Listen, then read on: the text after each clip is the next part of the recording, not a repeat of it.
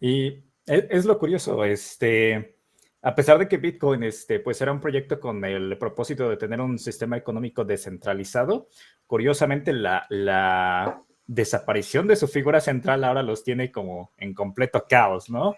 Porque ahora todo el mundo se quiere adjudicar ese logro. Pero para todos aquellos en nuestra audiencia que ya estaban sacando sus ahorros de Bitcoin para meterlos al banco, el sistema financiero actual tampoco funciona, mucho menos ahorita. Les voy a ir diciendo, mejor metan el dinero en el colchón. ¿Por qué?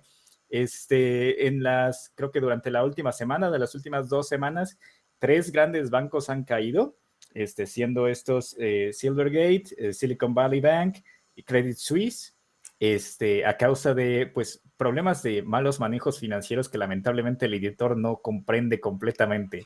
Entonces, por eso, le voy a pedir a Mauricio, nuestro experto en economía y finanzas, que nos explique por qué cayeron estos bancos. Ok.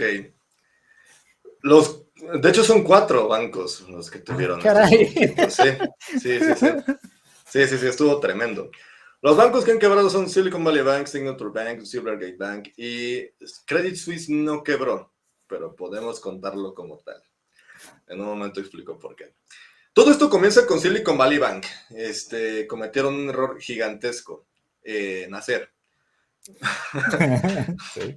El problema que ellos tuvieron es que a principios de la pandemia, lo que hacía Silicon Valley Bank, perdón, para que tengan un poco de contexto, lo que Silicon Valley Bank hacía era justamente, como su nombre lo dice, ayudarle a diferentes startups y empresas de tecnología a levantar capital, darles préstamos, pero era una atención muy personalizada. De hecho, a pesar de ser el 21º banco más importante de Estados Unidos, la empresa tecnológica sabía perfectamente que ese era su mejor y más grande aliado en la cuestión financiera. No había mejor banco que Silicon Valley Bank para las startups, para los emprendimientos tecnológicos y para empresas grandes incluso, porque en la cartera de Silicon Valley Bank estaban empresas como Google, estaban empresas como Meta, estaban gigantes de la industria. Y pues había estado operando durante bastantes años. Todo el mundo le tenía una gran fe. El problema empieza con la pandemia. Durante la pandemia, el banco empezó a recibir más depósitos de los que realmente podía mover. ¿A qué me refiero con esto? Sabrán, el negocio de un banco es vender y comprar dinero. Cada vez que el banco tiene dinero, tiene que estarlo moviendo para generar más ganancia. Así que, como la gente estaba depositando demasiado dinero y no se estaban solicitando los créditos, lo que hizo el banco fue empezar a comprar bonos de la tesorería y acciones respaldadas por hipotecas. Eran bonos a largo plazo, con la expectativa de que la tasa de interés se mantuviera baja por bastante tiempo. Era la expectativa que se tenía de parte de la Reserva Federal. Obviamente la proyección era muy errónea porque nadie estaba preparado para que la pandemia fuera tan contundente en las cuestiones económicas. Así que la Fed ha venido subiendo la tasa de interés durante bastante tiempo. De hecho, el miércoles, si no mal recuerdo, tuvieron otra junta en la que volvieron a subir la tasa de interés. Debido a esto, pues la remuneración de los bonos que se estaba teniendo no era la que se estaba esperando. Hasta que en febrero, varios clientes empezaron a retirar de forma masiva su dinero y el banco tuvo que vender muchos de estos bonos para poder solventar la salida de dinero. De todas formas, no le salió lo suficientemente bien. Hubo una pérdida de 1.8 mil millones de dólares gracias a la venta de bonos prematuros de parte del banco, justamente para poderle surtir a sus clientes. Y esto obviamente generó que el banco tratara de meter una estrategia para poder recaudar capital. Hicieron público un comunicado el miércoles en la tarde, si no mal recuerdo, el miércoles 26 por allí de febrero. Fueron las primeras semanas, las últimas semanas de febrero, las primeras semanas de marzo. En el que estaban tratando de recaudar capital por 2.2 mil millones de dólares para poder mantener las operaciones del banco. No era un mensaje de pánico realmente, el problema es que le dio pánico a todos, porque eso es algo muy normal en el mundo de la economía, aunque no lo crean. Fue como todo el mundo está jalando agua para su molino, en el momento en el que una institución financiera, una empresa o algo similar dice, oye, estoy como que temblando tantito, todo el mundo va a sacar su dinero, porque nadie quiere esperarse a ver si te puedes mantener de pie o si te vas a caer. Así que el mensaje que mandó Silicon Valley Bank terminó siendo completamente contraproducente y el jueves en la mañana todos los clientes empezaron a hacer retiros masivos, se le conoce como una corrida bancaria. Se empezó a sacar todo el dinero y pues simplemente para el jueves en la tarde se anunció que el banco abandonó completamente todas las esperanzas de encontrar un comprador o de recaudar capital. Pararon en cuestión de horas, pararon todo y dejaron morir el banco. Para el viernes ya empezaron los reguladores estatales a revisar qué se podía hacer y tratar de evitar un efecto contagio como el que ocurrió en el 2008. ¿A qué me refiero exactamente para todos los que nos están viendo? No fue el causante más importante, pero cuando el banco Lehman Brothers quebró, empezó la cadena de impagos. Como Lehman Brothers no pudo suplir, sus clientes no podían suplir, y así consecutivamente. Y eso fue lo que empezó a ocasionar el colapso bancario, eso fue lo que empezó a ocasionar los rescates gubernamentales, y para la famosa política de too big to fall, demasiado grande para caer. Lo que realmente ocasionó que hubiera una... Sí, porque no, nadie es demasiado grande para caer, para empezar, pero ahorita llegamos a ese punto. Pero eso fue lo que empezó a ocasionar también muchísima deuda dentro de Estados Unidos y una gran cantidad de, bueno, en la crisis que ya todos sabemos que ocurrió. Cuando quiebra Silicon Valley Bank, justamente varios clientes fueron afectados. La cartera se fue vendida a Bank of America justamente para evitar cualquier colapso. La Reserva Federal se metió cartas en el asunto y aseguró también de parte del presidente Biden, se aseguró que todos los clientes iban a tener acceso a todo su dinero sin ningún tipo de restricción. Estados Unidos tiene un seguro de depósitos en caso de quiebre bancario. También nosotros lo tenemos. En el caso de ellos es de $250,000. Pero el 93% de los clientes de Silicon Valley Bank tenían más de $250,000 dentro de las cuentas. Así que la Reserva Federal tuvo que intervenir y asegurar que no importa la cantidad, iba a estar completamente asegurada y disponible para todos los clientes, lo cual obviamente es un impacto gigantesco a la economía de Estados Unidos, porque eso implica otro rescate bancario de parte del gobierno. La diferencia entre la crisis inmobiliaria de 2008 y la que tenemos actualmente es que no están salvando al banco, están salvando a los clientes, lo cual teóricamente es mejor. De ahí ocurre que, pues, como les comenté, los clientes de Silicon Valley Bank y todos los inversionistas también fueron afectados. Silvergate y Signature Bank tenían muchas inversiones en Silicon Valley Bank, pero también tienen una estrategia muy similar, que compraron bonos a largo plazo durante la pandemia y simplemente no salió bien, así que también anunciaron su quiebre una semana después. Pero uno de los más importantes fue justamente Credit Suisse. Era, si no mal recuerdo, el segundo banco más grande de todo Suiza. Y pues es una institución financiera bastante reconocida, incluso la gente que no está tan involucrada en el mundo de las finanzas y la economía sabe quién es Credit Suisse. Es un banco muy fuerte, es un banco muy grande. Y obviamente cuando hablas de Suiza, pues lo primero que se te viene a la cabeza es una economía fuerte, finanzas fuertes e inclusive un paraíso fiscal, si lo quieres poner de esa manera. Pero Credit Suisse había estado involucrado en varios escándalos que habían hecho que perdiera la confianza de muchísimos de sus inversionistas. Uno de estos, su inversionista más fuerte, de hecho, el Banco Nacional Saudí, era dueño del 9.8% de las acciones de Credit Suisse. Y cuando ocurrió el colapso de Silicon Valley Bank, en el cual de hecho tenía fuertes inversiones, no pudo empezar a suplir. El Banco Saudí, gracias a esto, aunado a que si él compraba más del 10%, tenía que someterse a regulaciones diferentes, tanto en Arabia Saudita como en Suiza, cosa que no le convenía, así que declaró que ya no iba a darle ningún tipo de apoyo a Credit Suisse. En más de una ocasión, el Banco Nacional Saudí había sido el salvador de Credit Suisse. Está documentado que le había prestado una gran cantidad de dinero en más de una ocasión para poder mantener sus operaciones.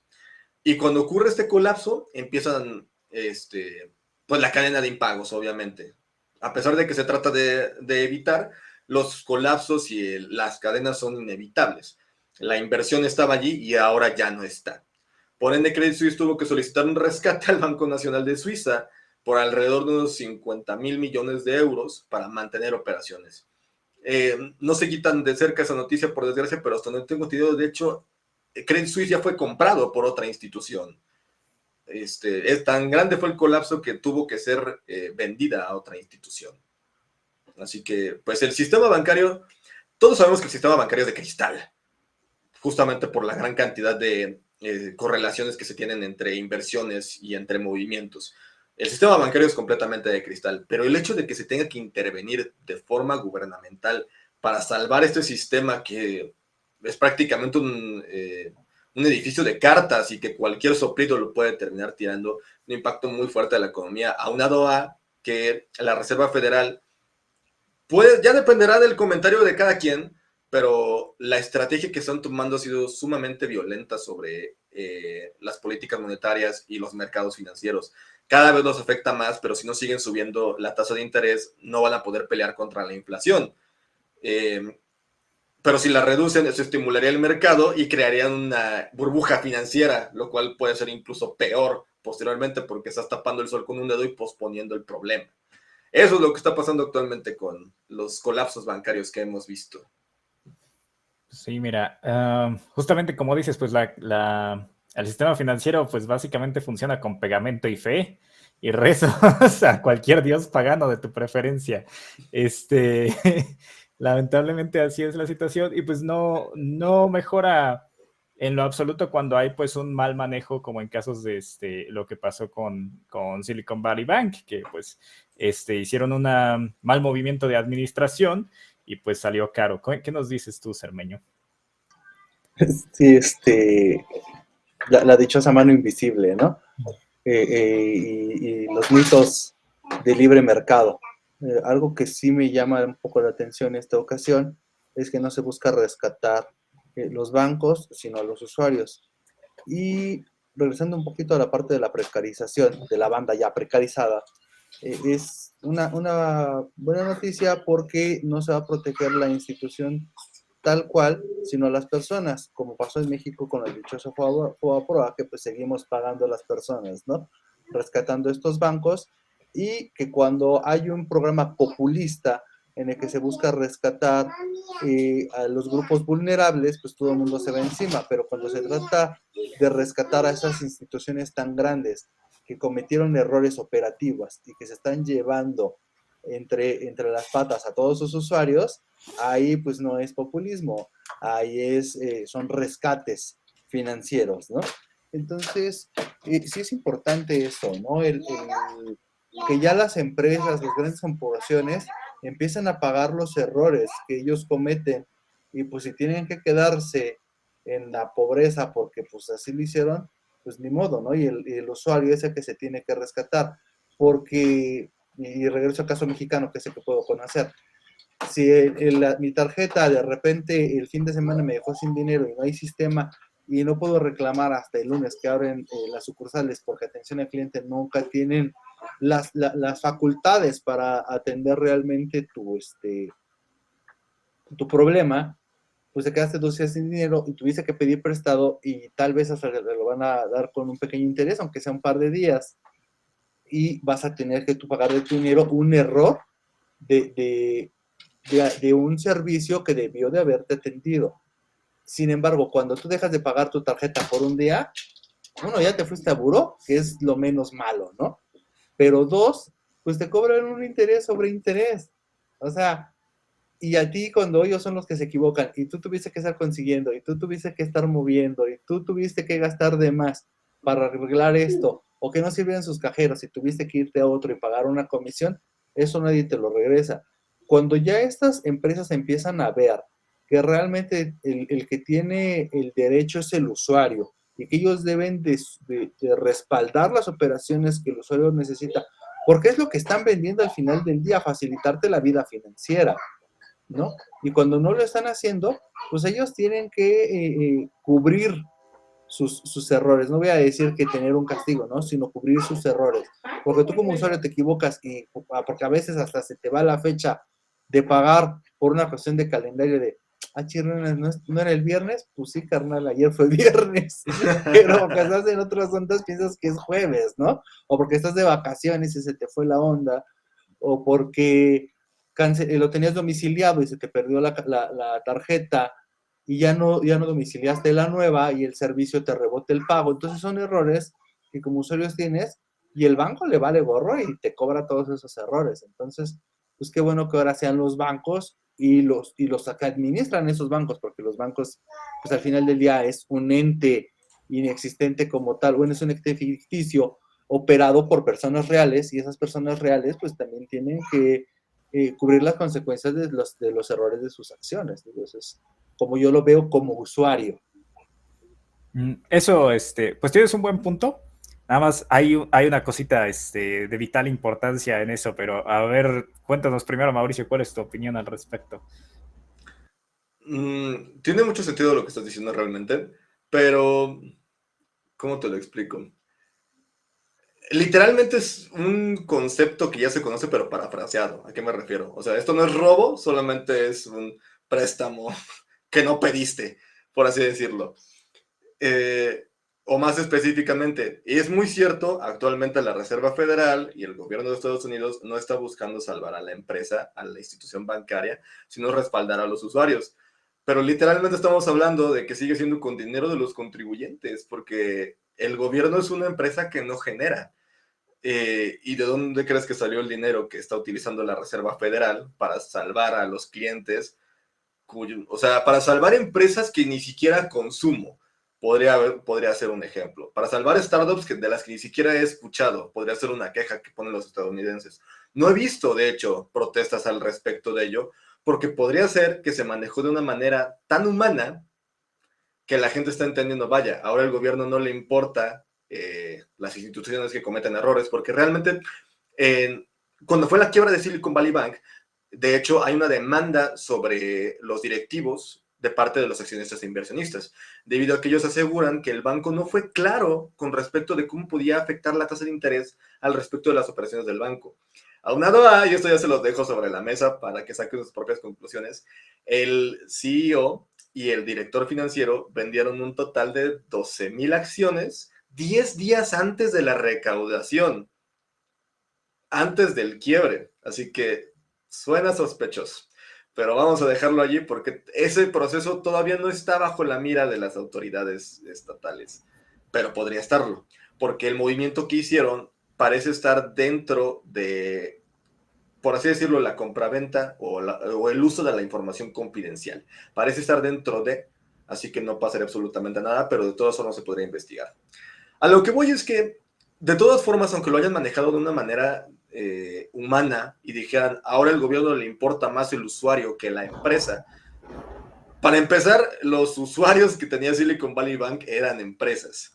Y para seguir, lo que está utilizando la Reserva Federal para salvar a estas empresas sigue siendo dinero de los contribuyentes. Solamente que no lo están notando tan bien. Sí te robé, pero realmente es un préstamo para salvar el sistema, no te preocupes. Ese creo que es un problema muy importante que el gobierno lo estaba sabiendo manejar lo suficientemente bien para que no parezca un Fobaproa, solamente es exactamente lo mismo.